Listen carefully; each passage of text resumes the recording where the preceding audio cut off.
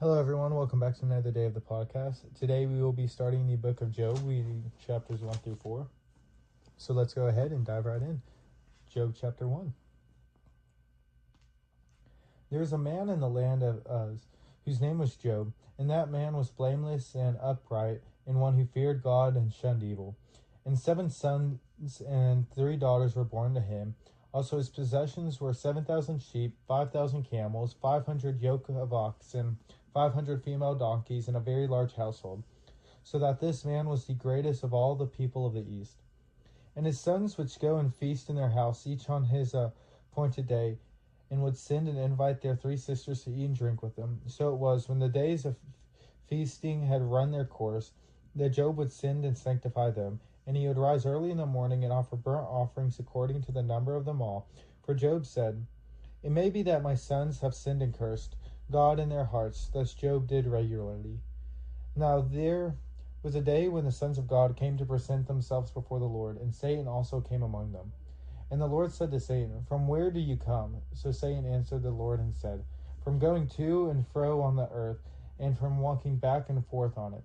Then the Lord said to Satan, "Have you considered my servant Job, that there is none like him on the earth, a blameless and upright man, one who fears God and shuns evil?" So Satan answered the Lord and said, "Does Job fear God for nothing? Have you not made a hedge around him, around his whole household, and around all that he has on every side? You have blessed the work of his hands, and his possessions have increased in the land. But now you stretch your hand and touch all that he has, and he will surely curse you to your face."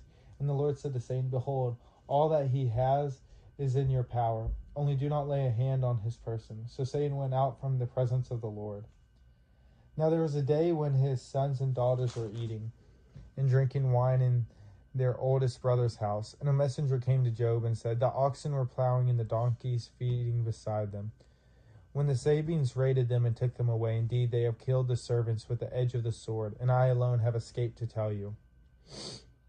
While he was still speaking, another also came and said, "The fire of God fell from heaven and burned up the sheep and the servants and consumed them, and I alone have escaped to tell you."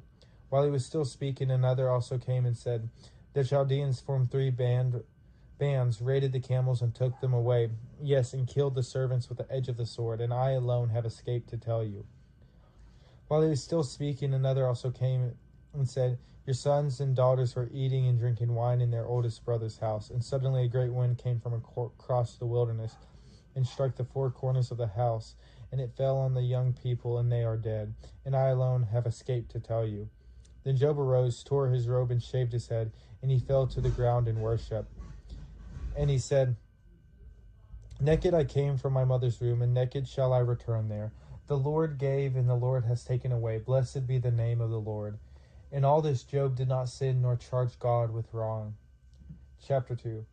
Again there was a day when the sons of God came to present themselves before the Lord, and Satan came also among them to present himself before the Lord. And the Lord said to Satan, "From where do you come?" Satan answered the Lord and said, "From going to and fro on the earth, and from walking back and forth on it." Then the Lord said to Satan, "Have you considered my servant Job, that there is none like him on the earth, a blameless and upright man, one who fears God and shuns evil? And still he holds fast his integrity, although you incited me against him to destroy him without cause." So Satan answered the Lord and said, "Skin for skin. Yes, all that a man has he will give for his life. But stretch out your hand now and touch his bone and his flesh, and he will surely curse you to your face." And the Lord said to Satan, "Behold, he is your hand, but spare his life." So Satan went out from the presence of the Lord and struck Job with painful boils from the sole of his foot to the crown of his head. And he took for himself a potsherd with which to scrape himself while he sat on the midst of the ashes. Then his wife said to him, "Do you still hold fast to your integrity? Curse God and die."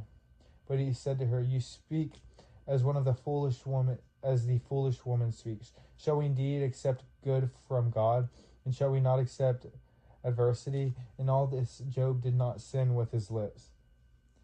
Now when Job's 3 friends heard of all this adversity that had come upon him, each one came from his own place: Eliphaz the Temanite, Bildad the Shuhite, and Zophar the Naamathite. For they had made an appointment together to come and mourn with him and to comfort him. And when they raised their eyes from afar and did not recognize him, they lifted their voices and wept. And each one tore his robes and sprinkled dust on his head toward heaven. So they sat down with him on the ground 7 days and 7 nights, and no one spoke a word to him, for they saw that his grief was very great. Chapter 3.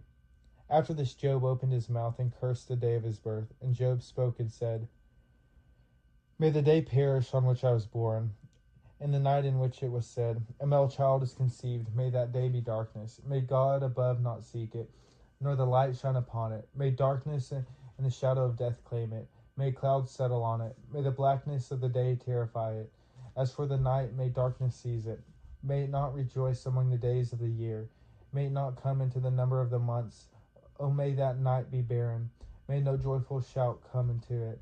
May those curse it who curse the day, those who are ready to arouse Leviathan.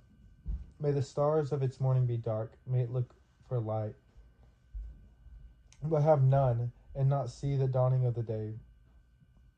Because it did not shut up the doors of my mother's womb, nor hide sorrow from my eyes. Why did I not die at birth? Why did I not perish when I came from the womb? Why did the knees receive me, or why the breast that I should nurse? For now I would have lain still and been quiet. I would have been asleep, then I would have been at rest. With kings and counselors of the earth who built ruins for themselves, or with princes who had gold, who filled their houses with silver. Or why was I not hidden like a stillborn child, like infants who never saw light? There the wicked cease from troubling, and there the weary are at rest. Their prisoners rest together. They do not hear the voice of their oppressor. The small and great are there, and the servant is free from his master. Why is light given to him who is in misery, and life to the bitter of the soul, who long for death, but it does not come, and search for it more than hidden treasures, who rejoice exceedingly and are glad when they can find the grave? Why is light given to man whose way is hidden, and whom God has hedged in?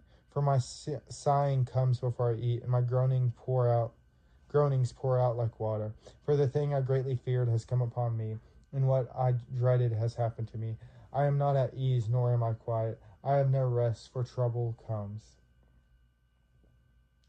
Chapter 4. Then Eliphaz the Temanite answered and said, If one attempts a word with you, will you become weary? But who can withhold himself from speaking? Surely you have instructed many, and you have strengthened weak hands. Your words have upheld him who was stumbling, and you have strengthened the feeble knees. But now it comes upon you, and you are weary. It touches you, and you are troubled. It's not your reverence, your confidence, and the integrity of your ways, your hope. Remember now who ever perished being innocent, or where were the upright ever cut off? Even as I have seen those who plow iniquity and sow trouble reap the same. By the blast of God they perish, and by the breath of his anger they are consumed. The roaring of the lion, the voice of the fierce lion, and the teeth of the young lions are broken. The old lion perishes for lack of prey, and the cubs of the lioness are scattered.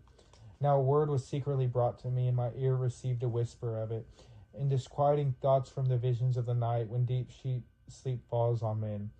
Fear came upon me in trembling, which made all my bones shake. Then a spirit passed before my face, the hair of my body stood up. It stood still, but I could not discern its appearance. A form was before my eyes, there was silence. Then I heard a voice saying, Can a mortal be more righteous than God? Can a man be more pure than his Maker?